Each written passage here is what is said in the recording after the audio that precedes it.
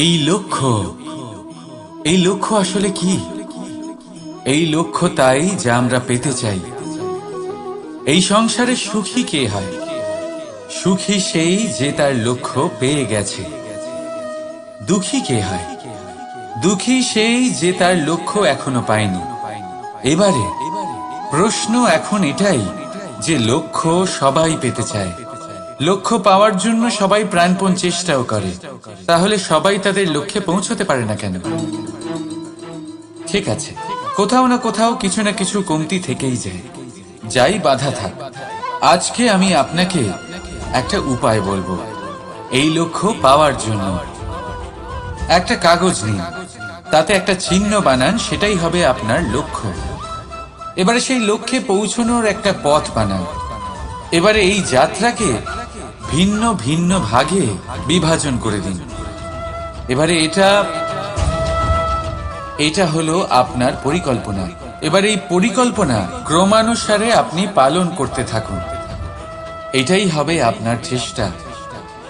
এবার এইভাবে যদি আপনি চেষ্টা করতে থাকেন, যাই আপনার কল্পনা হোক না কেন তা বাস্তব অবশ্যই হবে। তাহলে এই কল্পনাকে বাস্তবে রূপান্তরিত করুন।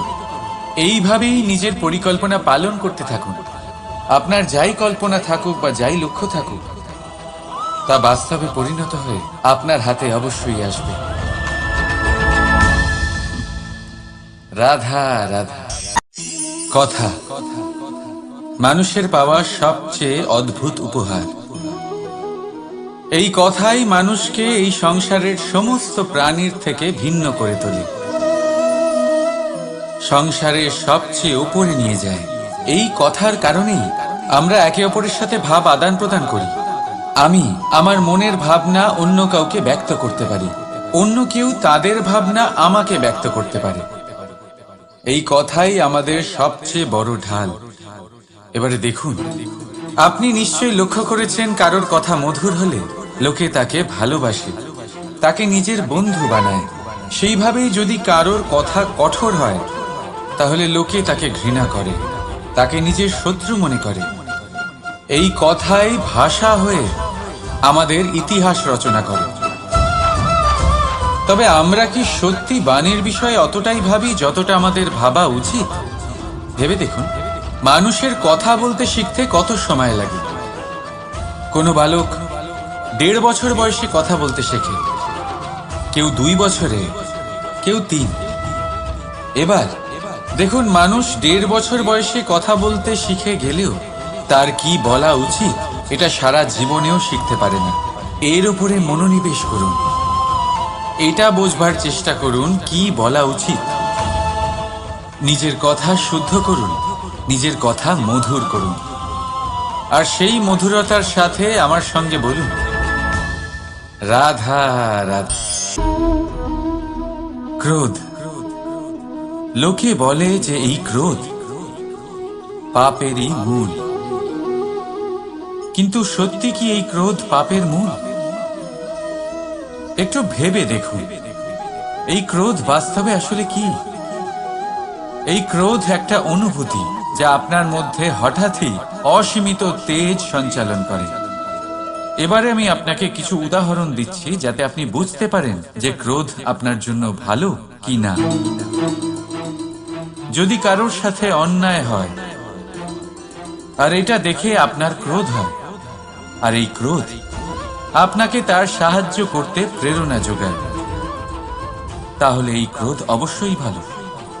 যদি কোথাও আপনি দেখেন যে কোনো নারীর উপরে অত্যাচার হচ্ছে আর সেটা দেখে আপনার ক্রোধ হয়, আর এই ক্রোধ আপনাকে তার সাহায্য করতে সাহস যোগায়, তাহলে এই ক্রোধ অবশ্যই ভালো। যদি এই সংসারে কোথাও আপনি কোনো অনৈতিক কাজ বা ছলনা দেখেন আর আপনার তাতে ক্রোধ না হয়, কিছুই অনুভব করেন না, তাহলে এটা কাপুরুষতা। তার মানে এটাই যে আপনি আপনার মনুষ্যত্ব হারিয়ে ফেলেছেন। তাই এটা বোঝার চেষ্টা করুন, আপনার ক্রোধের তেজের ব্যবহারের ওপরে নির্ভরশীল হলো এই ক্রোধ আপনার জন্য পাপের সমান, নাকি এই ক্রোধ আপনার জন্য পুণ্যের স্থাপক। রাধা রাধা। মোহ। শাস্ত্রে লেখা আছে যে মোহ শুধু সেই ব্যক্তিকেই নয়, বরং সেই আরেক ব্যক্তিকেও বিনাশ করে দেয় যার ওপরে সেই মোহ আছে। এবারে লোকে কি করেন, এই শাস্ত্রে লেখা কথাগুলি শুধু শাব্দিক অর্থে নেন। এই মোহ দেখুন, এটা শুভও হতে পারে, শুধু এর রূপ ভিন্ন ভিন্ন হয়। এটা ভালো করে বুঝতে হবে। এবারে মোহ যদি কোনো বস্তুর উপরে থাকে তাহলে তা লালসা হয়ে যায়। মোহ কোনো বিশেষ ব্যক্তির উপরে হয়ে গেলে তা প্রেম নয়, আকর্ষণ হয়ে যায়। মোহ কোনো চাহিদার উপরে হয়ে গেলে তা বাসনা হয়ে যায়, বানাতে চাইবে। ভেবে দেখুন, সিদ্ধান্ত আপনার। রাধা রাধা। অভিমান, আত্মসম্মান, অহংকার, দেখতে গেলে এই তিনটি শব্দ ভিন্ন ভিন্ন, কিন্তু এর মূল আধার একই, আত্মসম্মান। এবার যদি কথা বলি আপনার শরীরে, আপনার সংস্কৃতি, আপনার সম্পর্কে, তাহলে অভিমান থাকা স্বাভাবিক। এবার যদি কথা বলি আপনার ব্যক্তিত্ব নিয়ে, আপনার আদর্শ নিয়ে, আপনার বিচারধারা নিয়ে, তাহলে আত্মসম্মান হলো একটা গুণ। যদি এইভাবে বলা হয় যে আমি এই কার্য কারোর সাহায্য ছাড়া, সহযোগিতা ছাড়াও করতে পারি, তাহলে এটা আত্মসম্মান, আর এটা সঠিক। যদি এভাবে বলা হয় যে আমি এই কার্য কারোর সাহায্য ছাড়াই বা কারোর সহযোগিতা ছাড়াই করে ফেলেছি, তাহলে এটা অভিমান, এটাও সঠিক। কিন্তু এই কার্য শুধুমাত্র আমিই করতে পারি আর কেউ নয়, এটা অহংকার। তাহলে এই শব্দ এবং তার অর্থ বোঝার চেষ্টা করুন। জীবন ধারণের এক নতুন পথ খুঁজে পাবে। রাধা রাধা। বাবার এক মিত্র ছিলেন, বড়ই দুঃখী ছিলেন, বিপদে পড়েছিলেন। কি করবেন? ব্যবসা ভালোভাবে চলছিল না, বাড়িতে শান্তি ছিল না, সমস্ত জায়গায় ক্ষতি হচ্ছিল। তাই উনি একজন জ্যোতিষীকে দেখালেন। জ্যোতিষী বললেন, আপনার যে বাড়ি আছে সেটা আপনার জন্য অশুভ, আপনার এই বাড়ি পাল্টে ফেলুন। উনি বাড়ি পাল্টে ফেললেন, তবুও ওনার সমস্যার সমাধান হলো না। তারপর একজন জ্ঞানী ব্যক্তি ওনাকে বললেন যে আপনার জামা কাপড়ের যে রং, সেটা বিপদকে আমন্ত্রণ জানাচ্ছে, এই জামা কাপড়গুলিকে পাল্টে ফেলুন। উনি সেগুলো পাল্টে ফেললেন, তাও সমস্যার সমাধান হলো না। আবার একজন জ্ঞানী ব্যক্তি বললেন যে আপনার আশেপাশে যে মানুষজন রয়েছে তারা এটা চায় না যে আপনি সফল হন, তারা আপনার ক্ষতি চায়, তাদের সাথে সমস্ত সম্পর্ক ভেঙে ফেলুন। তো উনি সম্পর্ক ভেঙে ফেললেন, কিন্তু তাতেও ওনার জীবনে কোনো পরিবর্তন এলো না। তার মানে তিনি বাড়ি পাল্টালেন, জামা কাপড় পাল্টালেন, সম্পর্ক পাল্টালেন, যেটা পাল্টালেন না তা হলো স্বভাব। এই যে স্বভাব, এটা অত্যন্ত গুরুত্বপূর্ণ। এই স্বভাবই আপনার ব্যক্তিত্ব তৈরি করে। তাই নিজের স্বভাব শুধরে ফেলুন, তাতে ভালো পরিবর্তন আনুন, সবকিছু ভালোই হবে। রাধা রাধা। সংসারে প্রত্যেক ব্যক্তি কোনো না কোনো রূপে ঈশ্বরকে মানে। কেউ মূর্তি রূপে, তো কেউ তত্ত্ব রূপে, কেউ ভাবনা রূপে, আবার কেউ স্বভাব রূপে। কেউ নিজের মধ্যে পরমাত্মা খোঁজে, আবার কেউ অন্যের মধ্যে। কারোর কাছে জ্ঞানই পরমাত্মা। সংসারে প্রত্যেক মানুষই কোনো না কোনো রূপে তার ঈশ্বরকে পেয়েই যান। কিন্তু একটা কথা বলবো, ঈশ্বর প্রথমেই নিজের একটা স্বরূপ পৃথিবীতে আপনার কাছে পাঠিয়ে দিয়েছেন। সেই স্বরূপ হলো আপনার মাতা, আপনার মা, সেই মা যিনি আপনাকে জন্ম দিয়েছেন। কিন্তু প্রত্যেক মায়ের মধ্যে ঈশ্বর অবশ্যই থাকে। রাধা রাধা। আপনি নিশ্চয়ই দেখে থাকবেন যে প্রদীপের নিচে অন্ধকার থাকে, যে প্রদীপ সংসারকে আলোকিত করে সেই প্রদীপের নিচেই অন্ধকার। এবারে অনেক মানুষ আছে যারা এই বিষয়টা এইভাবে দেখে যে ব্যক্তি নিজের সমস্যার সমাধান করতে পারে না আর গোটা সংসারকে উপদেশ দেয়। কিন্তু এইটা দেখার আরো একটা দৃষ্টিভঙ্গি আছে, আর সেটা হচ্ছে যে স্বয়ং জ্বলে সংসারকে আলোকিত শুধু সেই করতে পারে যা রাধার বড়ই শীতল হয়। এই সংসারের পথপ্রদর্শক সেই হতে পারে, এই সংসারকে দিশা সেই দেখাতে পারে যার মধ্যে সন্তোষ আর ধৈর্য শক্তি আছে। এবারে দেখুন, এটা অত্যন্ত গুরুত্বপূর্ণ বিষয় যে বিবেক তখনই কাজ করে যখন মন শান্ত থাকে, যখন মন শীতল থাকে। তাই যদি আপনি এই জীবনে কোনো বড় কর্ম করতে চান, তাহলে সর্বপ্রথম আপনার এই মনকে, এই বিবেককে, এই হৃদয়কে, এই আধারকে, এই ভূমিকে শীতল রাখতে শিখুন। ধৈর্য ধরুন। সংসারে এমন কিছু নেই যা আপনি করতে পারবেন না। রাধা রাধা। এই প্রদীপ দেখতে পাচ্ছেন আপনি? নিজেও জ্বলে আর এই বাতিকেও জ্বালিয়ে রাখে, আর এই সংসারকে প্রদান করে প্রকাশ। অন্ধকারাচ্ছন্ন ব্যক্তিকে প্রদান করে আশার আলো। কিন্তু এটা কখনো ভাবে না যে সেই মাটি কেমন হবে যা দিয়ে এটা তৈরি করা হয়েছে, সেই কুমোর কেমন হবে যে একে আকার দিয়েছে। ভাবে না যে একে কিনেছে তার বাড়ি কেমন হবে, তা কতটা সুসজ্জিত। কিচ্ছু নয়, শুধু এই সংসারকে প্রকাশ প্রদান করে। আর হয়তো সেই জন্যই প্রদীপকে এত ভালোবাসা হয়। সে নিজের বা অন্যের বাড়ি দেখে কখনোই জ্বলে না, সে জ্বলে শুধু অন্ধকারের সাথে লড়াই করতে। তাই আপনিও নিজের ব্যবহার এই প্রদীপের মতো করে তুলুন। নিজের পরিচয় সরিয়ে নিঃস্বার্থভাবে কর্ম করে যান, আর নিজের জন্য এক নতুন, এক বিশাল, এক অদ্ভুত পরিচয় তৈরি করুন। রাধা রাধা। এই সংসারে প্রত্যেক ব্যক্তি বড় কিছু করতে চায়, এমন কিছু যা এই সংসারে কেউ আগে কখনো করেনি। এমন জায়গায় পৌঁছতে চায় যেখানে এর আগে কেউ কখনো পৌঁছতে পারেনি। আর কেউ এতে সফলতা অর্জন করে। কিন্তু কিছু মানুষ অসফল হয় কেন? এটাই আমার প্রশ্ন। না তো তাদের ইচ্ছেতে কোনো কমতি থাকে, না কমতি থাকে তাদের চেষ্টায়। তাহলে কেন এরা পিছিয়ে পড়ে? এর উত্তর বড়ই সরল। এই সংসার আপনাদের বলি কিভাবে। আপনারা সকলে সংসারে মহান কাজ করতে চান, সেই মান, সেই সম্মান পেতে চান যা এর আগে কেউ কখনো পায়নি। কিন্তু আপনার সমস্যা এটাও যে এই কাজে সংসার আপনার সাথে থাকছে না। বড়ই অদ্ভুত ব্যাপার। দেখুন, ভুলে যান গোটা সংসারকে, যার জন্যই অপেক্ষা করে আছে। রাধা রাধা। কর্ম।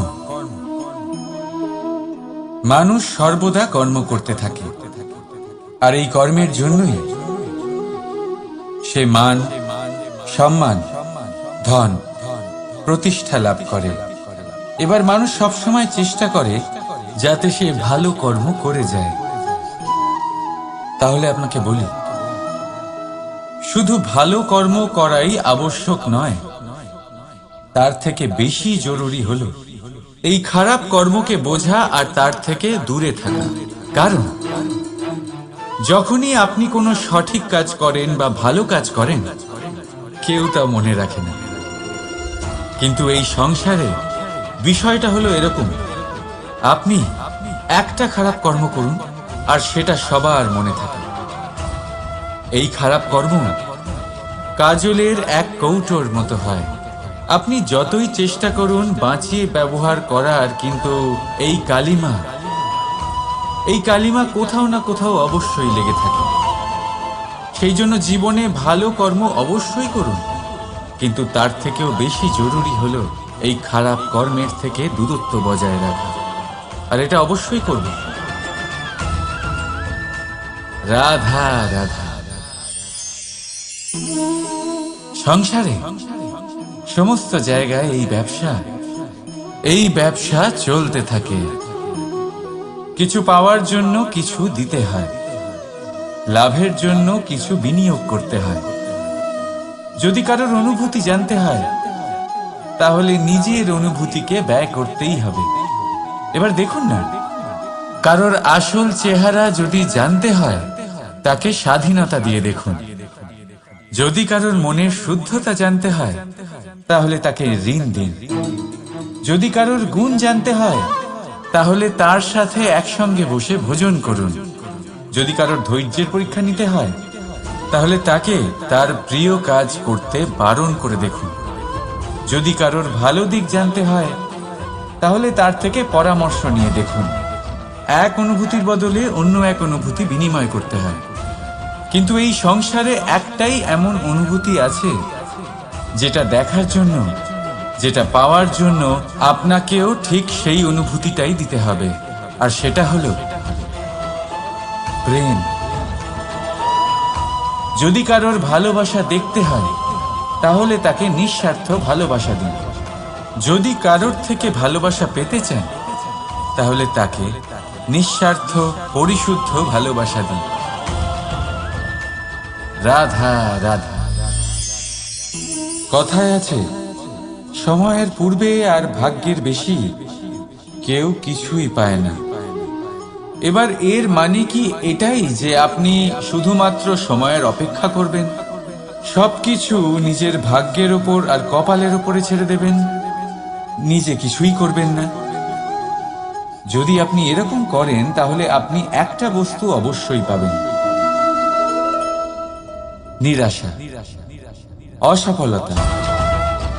এবারে আপনি বলবেন, যদি সবকিছুই ভাগ্য আর সময়ের উপরে নির্ভরশীল হয় তাহলে আমরা কি বা করতে পারি? করতে পারেন চেষ্টা, পরিশ্রম।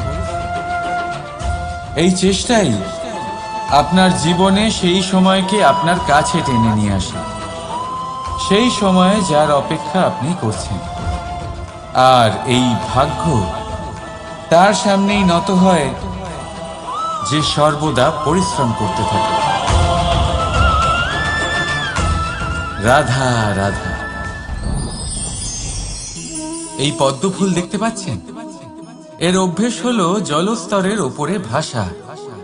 সেই জন্য জলাশয়ের জলস্তর যখন বৃদ্ধি পায়, এই যে ফুলের কাণ্ড দেখছেন সেটাও বাড়তে থাকে, যাতে এই ফুল জলস্তরের উপরে থাকে।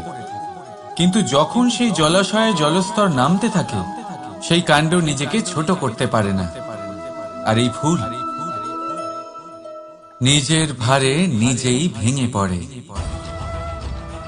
এবার এটা আমাদের সাথেও হয়। সময়ের সাথে আমরা জীবনে যত সাফল্য পাই, আমাদের জীবনের স্তর বাড়তে থাকে। আর যখন আমাদের সংস্থান কমতে থাকে, আমরা সেই জীবন স্তর ছাড়তে পারি না, আর শেষ পর্যন্ত সেই জীবন স্তরের কারণেই ভারাক্রান্ত হয়ে শেষ হয়ে যায়। সেই জন্য যদি কিছু রাখতে হয় তাহলে তা হলো দৃষ্টিভঙ্গি। সাধারণভাবে জীবন যাপন করতে শিখুন, সময়ের চক্রও আপনাকে মাত দিতে পারবে না। রাধা রাধা।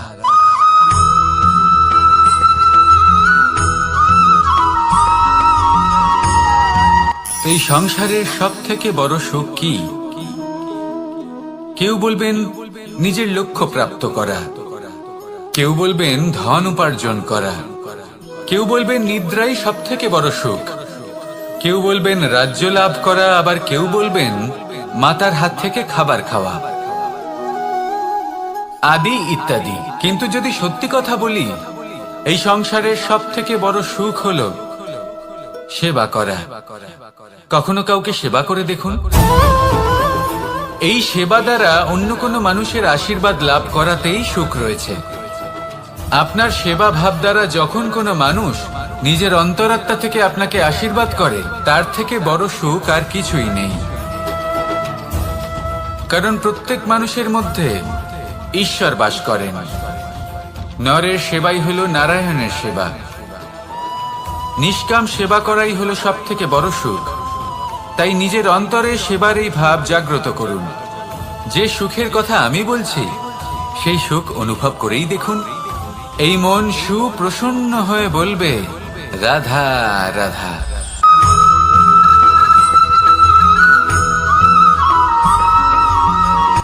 আজ আমি আপনাকে এমন এক গল্প শোনাবো যা আমার নন্দ বাবা আমাকে শুনিয়েছিলেন যখন আমি ছোট ছিলাম। কাহিনী একজন সাধু আর একজন বিছের। একবার এক সাধু নদীর পাড়ে স্নান করছিলেন। উনি দেখলেন যে জলের প্রবাহে একটা বিছে ভেসে যাচ্ছে। তার প্রাণ বাঁচানোর জন্য উনি তাকে তুলে নদীর পাড়ে রাখার চেষ্টা করলেন, কিন্তু যেই সেই বিছেকে উনি হাতে তুললেন, সেই বিছে ওনাকে কামড়ে দিল। সাধু আবার চেষ্টা করলেন, সেই বিছেকে হাতে নেওয়াতে সে আবার তাকে কামড়ে দিল। আরো একবার চেষ্টা করাতে ওনার শিষ্য ওনাকে জিজ্ঞেস করল, এ আপনি কি করছেন গুরুদেব? এসব কি হচ্ছে? আপনি তারই প্রাণ বাঁচানোর চেষ্টা করছেন যে আপনাকে কামড়ে দিচ্ছে। গুরুদেব উত্তর দিলেন, যে ও বিছে হয়েই নিজের কর্ম করছে, নিজের প্রবৃত্তি, নিজের ব্যবহার বদলাচ্ছে না, তাহলে আমি সাধু হয়ে তা কেন বদলাবো? এর তাৎপর্য হলো সরল, যে সংসারে কিছু মানুষ আছেন যারা হয়তো খারাপ, দুষ্ট প্রকৃতির, আর হয়তো তারা কখনোই বদলাবেন না, কখনোই কোনো পরিবর্তন আসবে না। কিন্তু তার মানে এই নয় যে আমরা আমাদের কর্ম করা ছেড়ে দিই, আমরা আমাদের প্রচেষ্টা ছেড়ে দেব। আগে না, আমাদের তো করতেই হবে, কারণ ইতিহাস সাক্ষী আছে যে এই চেষ্টা এই সংসারের ধারাকেও বদলে দিতে পারে। তাহলে আপনিও আসুন আর আমার সাথে ভালোবেসে বলুন, রাধা রাধা। মানুষ জীবনে সবসময় শিখরে পৌঁছতে চায়, অনেক উঁচুতে উঠতে চায়, আর তার জন্য তারা কি না করে, পরিকল্পনা করে, ষড়যন্ত্র করে, প্রার্থনা করতে থাকে, আবার কারোর কাছে সাহায্যও চায়। কিন্তু এত কিছু করা সত্ত্বেও অনেক সময় মানুষ শিখরে পৌঁছতে পারে না। যদি পৌঁছেও যায় তাও খুব তাড়াতাড়ি নিচে নেমে আসে। এর কারণ কি? একটা উদাহরণ দিয়ে বোঝানো যাক। এই হলো ময়ূর পেখম, আর এই হলো পাথর। যদি এই পেখমকে হাওয়ায় ছুড়ে দিই তবে ও উড়তে থাকে, কিন্তু এই পাথর অতি শীঘ্রই মাটিতে নেমে আসে। এর কারণ কি? ভার। এই পাথর হলো ভারী, আর এই শিক্ষাই আমাদের গ্রহণ করতে হবে। ঠিক এইভাবেই যদি আমাদের মন দ্বন্দ্ব আর অহংকার দ্বারা পরিপূর্ণ হয়ে থাকে, তাহলে তা কখনোই শিখরে পৌঁছবে না। পৌঁছে গেলেও খুব শীঘ্রই মাটিতে নেমে আসবে। তাই এই মনকে হালকা করতে শিখুন, অহংকারকে, এই হিংসাকে ত্যাগ করুন। তারপর উঁচুতে উড়ে তো দেখুন, কত উঁচুতে উড়তে পারবেন আপনি। আসুন আমার সাথে ভালোবেসে বলুন, রাধা রাধা। মানুষ এক অত্যন্ত বিচিত্র প্রাণী। পরিকল্পনা করে, ষড়যন্ত্র করে, প্রচেষ্টা করে, কাউকে পরাজিত করার চেষ্টাও করে। সাপকে একটা দড়ি মনে করে হাতে চেপে ধরার চেষ্টা করে, কিন্তু একটা কথা বুঝতেই পারে না, সময়ের এই সাপ, এটা হাতে চেপে ধরাই যায় না। আর আপনি যা করবেন তা আবার ফিরে আসবে আপনারই সামনে। দেখুন, এতে কিছুই যায় আসে না যে আপনি কুম্ভকারের পুত্র নাকি কৃষ্ণের পুত্র। যদি আপনি অনুচিত কর্ম করেন তাহলে আপনার সাথেও অনুচিতই হবে। অশুভ কর্ম করলে আপনার সাথেও অশুভই হবে। কুরু বংশ অত্যন্ত মহান বংশ ছিল। এই কুরু বংশ কি হলো তার সাথে? একটা গোটা বংশ বয়ে গেল, কারণ ওনাদের উদ্দেশ্য অশুভ ছিল। অন্যদিকে 5 জন বনবাসী পাণ্ডব মহাভারত বিজয়ী হলেন, কারণ তাদের উদ্দেশ্য শুভ ছিল। তাই মনে রাখবেন, শুভ অগ্নি প্রজ্বলিত করবেন, শুভ তাপ সঞ্চার হবে। অশুভ অগ্নি প্রজ্বলিত করবেন, নরকেই জ্বলতে হবে। তাহলে আসুন আর আমার সাথে ভালোবেসে বলুন, রাধা রাধা। মানুষ জীবনে সবসময় সুখ পেতে চান, কিন্তু এই সুখ এটা আসলে কি? এই সুখের আসল রূপ কি? আমি বলি, সুখের আসলে দুটি রূপ হয়, বাহ্যিক সুখ, আত্মিক সুখ। আর এটা ঠিক তেমনই হয় যেরকম আমাদের শরীরের সাথে জড়িত ছায়া আর আমাদের শরীরের মধ্যে বসবাসকারী আত্মার। যদি ছায়ার কথা ভেবে দেখেন তাহলে বুঝতে পারবেন, আমাদের শোবার সময় ভোরবেলা এই ছায়া অনেক বড় হয়ে যায়। যখন এই সূর্য মাথার উপরে চলে আসে, তার তাপ বেড়ে যায়, তখন এই ছায়া ছোট হয়ে যায়। আর যেই অন্ধকার নেমে আসে, এই ছায়া আপনার সঙ্গ ত্যাগ করে। এরকমই হয় বাহ্যিক সুখ। আর এবার কথা বলি আমাদের শরীরের মধ্যে বসবাসকারী এই আত্মা। এই আত্মা কখনো আমাদের সঙ্গ ত্যাগ করে না, সব সময় আমাদের সাথে জড়িয়ে থাকে। এরকমই হয় আত্মিক সুখ, যা সব সময় আমাদের সাথে থাকে। আত্মিক সুখ কারোর সেবা করে, আত্মিক সুখ কাউকে সাহায্য করে, আত্মিক সুখ প্রেম বোধের, যা কখনো আমাদের সঙ্গ ত্যাগ করে না।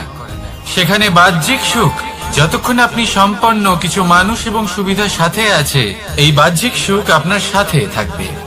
সম্পন্নতা চলে গেলে, মানুষজন চলে গেলে, সুখ সুবিধা চলে গেলে, বাহ্যিক সুখও চলে যায়। তাহলে এই আত্মিক সুখ খুঁজে নিন এবং সেই সুখের সাথেই বলুন, রাধা রাধা। আপনি কখনো কোনো সাধারণ পাখি দেখেছেন, যেমন বাবুই? সে কি করে? সে কোনো গাছের ডালে নিজের বাসা বানায়। এবার সেইখানে বাসা বানানো সহজ ব্যাপার, কারণ সামগ্রী আশেপাশেই পাওয়া যায়। কিন্তু সমস্যা হলো আক্রমণ। কোনো সাপ বা অন্য কোনো পশু ওর বাসাতে ওর সন্তানদের উপর না আক্রমণ করে বসে, এই ভয়ে তার সব সময় থাকে। আর এটা সব থেকে কঠিন ব্যাপার এদের জন্য, নিজের বাসায় নিজের সন্তানদের সুরক্ষা। আর বাজ পাখি, যদি আমরা বাজের কথা বলি তাহলে তারা কি করে? বাজ পাখি কোনো উঁচু পাহাড়ের শিখরে, কোনো পাথরের খাঁজে নিজের বাসা তৈরি করে। এবার ওখানে বাসা বানানো একেবারেই সহজ ব্যাপার নয়, কারণ সামগ্রী আশেপাশে পাওয়া যায় না, দূর থেকে নিয়ে আসতে হয়। কিন্তু সেইখানে আক্রমণের ভয়ও কখনোই থাকে না। এইভাবে উচিত রূপে ও নিজের বাসা রক্ষা করতে পারে, নিজের সন্তানদের রক্ষা করতে পারে। এর সারমর্ম হলো এটাই, যদি সমস্যা বড় হয় তাহলে সমাধানও উচ্চমানের হওয়া উচিত। একটা বাজ পাখির মতো ভাবা আরম্ভ করে দিন। জীবনে যে কোনো সমস্যা ছোট মনে হবে। রাধা রাধা। জীবনে এমন কিছু কাজ রয়েছে যা আপনাকে একাই করতে হয়, আর এমন কিছু কাজ রয়েছে যা আপনাকে একসাথে মিলে করতে হয়, একজোট হয়ে, সঙ্গবদ্ধ হয়ে। এবার সঙ্গবদ্ধ বলতে কি বোঝাতে চাইছি? আমি তাদের কথা বলছি না যারা বাস্তবিকভাবে একে অপরের সাথে কাজ করেন। আমি তাদের কথা বলছি যারা একে অপরের থেকে দূরে থেকেও একে অপরকে বিশ্বাস করেন। আমি আগেও বলেছিলাম, সমস্ত বিশ্বের আশা বিশ্বাসেই বসবাস করে, তাই না? তাই যেখানে সমস্ত বিশ্ব আছে, সমস্ত সংসার আছে, সেইখানেই বিশ্বাস রয়েছে। তাই আপনার আশেপাশে এমন দল সঙ্গবদ্ধ করুন যাদের আপনার উপর বিশ্বাস আছে আর যাদেরকে আপনি বিশ্বাস করতে পারেন। তাহলে আসুন আর আমার সাথে ভালোবেসে বলুন, রাধা রাধা। আমরা যে মানুষকে চাই, যাকে আমরা ভালোবাসি, তাকে একটা উপহার অবশ্যই দিতে চাই। এমন এক উপহার যা ওনার ভালো লাগবে, যা শ্রেষ্ঠ হবে, অতি প্রিয় হবে, বহুমূল্য হবে, বা বলতে পারেন মূল্যবান হবে। তাই আমরা কি করি? আমরা বাজারে যাই, তার জন্য স্বর্ণ, আভূষণ, হিরে, মুক্ত এইসব নিয়ে আসি। কিন্তু এটাই কি সর্বশ্রেষ্ঠ উপহার? কখনোই না। সর্বশ্রেষ্ঠ উপহার হলো স্বাধীনতা। তাকে নিজের মনের মতো বাঁচার স্বাধীনতা। যদি আপনি কাউকে স্বাধীনতা না দিতে পারেন, তাহলে সে কোথাও না কোথাও বন্দী হয়ে যায়, তার বিকাশ কোথাও না কোথাও আটকে যায়। কিন্তু যদি আপনি কাউকে স্বাধীনতা দিতে পারেন, তাহলে আপনি দেখবেন ও সমস্ত সংসারকে, এই জীবনকে নিজের দৃষ্টিভঙ্গি দিয়ে দেখবে, বুঝবে যে কোনটা হলো উচিত আর কোনটা হলো অনুচিত, আর এটাই হলো সর্বশ্রেষ্ঠ। আর এবার যদি কাউকে স্বাধীনতার মাধ্যমে এত বড় একটা শক্তি দিতে পারেন, তাহলে আপনি আমাকে বলুন, এর থেকে বড় উপহার আর কি হতে পারে? আসুন আর আমার সাথে ভালোবেসে বলুন, রাধা রাধা। কর্ম, ধর্ম আর কর্তব্য, এই তিনটি একে অপরের সাথে জড়িত। আর অনেক সময় এই তিনটি পালন করতে করতে আমাদের সেই ব্যক্তির সামনে গিয়ে দাঁড়াতে হয়, তার বিরুদ্ধেই যেতে হয়, যাকে আমরা সব থেকে বেশি ভালোবাসি। কিন্তু সেইখানে এই যুদ্ধ কোনো ব্যক্তিগত যুদ্ধ থাকে না, এ হলো কর্ম, ধর্ম আর কর্তব্যের যুদ্ধ। এটা সরল নয়, অত্যন্ত কঠিন হয় তার সম্মুখীন হওয়া যাকে আমরা সব থেকে বেশি সম্মান করি। কিন্তু আমাদের তো আমাদের ধর্মের পথে চলতেই হবে, কারণ আমরা কর্মবদ্ধ, কর্তব্যবদ্ধ, আর এটাই করা উচিত। শুধু এটুকু মনে রাখবেন, যদি আপনার উদ্দেশ্য শুভ হয়, আপনার ভাবনা শুভ হয়, আপনি যদি কর্ম, ধর্ম আর কর্তব্যের পথে অগ্রসর হন, তাহলে এই প্রক্রিয়াতে যদি আপনাকে আপনার আরাধ্যেরও সামনে দাঁড়াতে হয়, তাহলেও আপনার কোনো ক্ষতি হবে না। তাহলে আসুন আর আমার সাথে ভালোবেসে বলুন, রাধা রাধা। প্রেম এই সংসারে এসেছিল এই সংসারকে প্রেমের শিক্ষা দেওয়ার জন্য, এই জীবনের সুখের অনুভূতি আসলে কি তা শেখানোর জন্য। কিন্তু যদি সত্যি কথা বলি, তো আমি নিজেই প্রতিদিন প্রেমের নতুন নতুন স্বরূপ দেখতে পাই, প্রেমের একটা নতুন অনুভূতি প্রত্যেক নতুন দিনে। আর তার কারণ হলো এই প্রেম অনন্ত, এ হলো দৈব। প্রেম হলো এই সংসারের সব থেকে বড় ঢাল এবং সব থেকে বড় অস্ত্র। এই প্রেম ছাড়া না কোনো ন্যায় হয় আর না কোনো শাস্ত্র, না জীবন আছে আর না অন্ত। এবার যদি এই প্রেম মনের মধ্যে বাস করতে শুরু করে, তাহলে কখনো কোনো সমস্যাই হবে না, আর যদি হয়েও থাকে তাহলে তা স্থায়ী হবে না। এই প্রেম কি না করতে পারে? এই প্রেম সমস্ত সমস্যা মিটিয়ে ফেলতে পারে, আপনার মনের মধ্যে অহংকারকেও বিনাশ করে দিতে পারে, আপনাকে সাক্ষাৎ ঈশ্বরের সাথে দেখা করাতে পারে। তাই প্রেমের দ্বারা প্রয়াস করতে থাকুন, এই সংসারের প্রত্যেক মানুষকে, প্রত্যেক বস্তুকে, প্রত্যেক জীব জন্তুকে ভালোবাসবেন। আর এই প্রেমের দ্বারাই বলুন, রাধা রাধা। প্রশান্তি জড়িত নিদ্রা মানুষের জীবনের একটা অত্যন্ত গুরুত্বপূর্ণ সুখ এবং প্রয়োজনীয়তাও। দেখতে গেলে এই সংসারের প্রত্যেক পশু পাখি, প্রত্যেক জীব অবশ্যই নিদ্রা প্রাপ্ত করেন, কিন্তু মানুষ, যার মধ্যে বিচার বিবেচনা করার শক্তি অন্যদের থেকে অনেক বেশি, তার কিন্তু ঘুমের কিছু সমস্যা অবশ্যই হয়। কি বলেন? তাই তো। এবার এর কারণ কি? চিন্তা। এবার চিন্তা আমাদের সবার জীবনে আছে। আমরা সকলে জানি যে চিন্তা কখনো আমাদের সাহায্য করে না, তাও আমাদের জীবনে আছে। কেন? চিন্তার মাধ্যমে কি কখনো কোনো সমস্যার সমাধান হয়েছে? অর্থের চিন্তা করলে কি অর্থ লাভ হয়? ভবিষ্যতের চিন্তা করলে কি ভবিষ্যৎ ঠিক হয়ে যায়? স্বাস্থ্যের চিন্তা করলে কি স্বাস্থ্য নিজে থেকেই ঠিক হয়? হয় না। তাহলে এই সব কিছু থেকে আমাদের একটা ছোট্ট শিক্ষা অবশ্যই লাভ করা উচিত। আপনিও আপনার কাঁধ থেকে চিন্তার এই বোঝা নামিয়ে ফেলুন, আর ইচ্ছে, এই সব ইচ্ছে একত্রিত হয়ে আমাদের মনে চিন্তা উৎপন্ন করে। তাই এই চিন্তাগুলিকে ত্যাগ করুন, প্রকৃতির প্রেমের উপর বিশ্বাস রাখুন। মনে রাখবেন, যিনি চিন্তামুক্ত হবেন তিনি চিতামুক্ত হবেন। সুখের নিদ্রা প্রাপ্ত করুন, আর নিদ্রায় যাবার আগে আমার সাথে ভালোবেসে বলুন রাধা রাধা। মহাদেব সেই দেবতা যিনি মহান, যাকে দেবতাদের দেবতা বলা হয়, যিনি হলেন আমার আরাধ্য। কখনো আপনার মনে এই প্রশ্ন এসেছে যে শিবকেই কেন মহাদেব বলা হয়, অন্য কোনো দেবতাকে কেন বলা হয় না? সেই কারণ মহাদেবের মধ্যে, ওনার মধ্যে এমন এক বিশেষ গুণ রয়েছে যা অন্য কারণ নেই। তা হলো নিঃস্বার্থ হয়ে মানুষের সেবা করা। যদি প্রয়োজন পড়ে, যদি সৃষ্টির পথে বিনাশের কালো মেঘ ছেয়ে থাকে, তখন নিজের প্রাণের চিন্তা না করে হলাহল পান করার জন্য প্রস্তুত থাকেন মহাদেব। আর এই অদ্বিতীয় ত্যাগের জন্যই শিবকে মহাদেব বলে ডাকা হয়।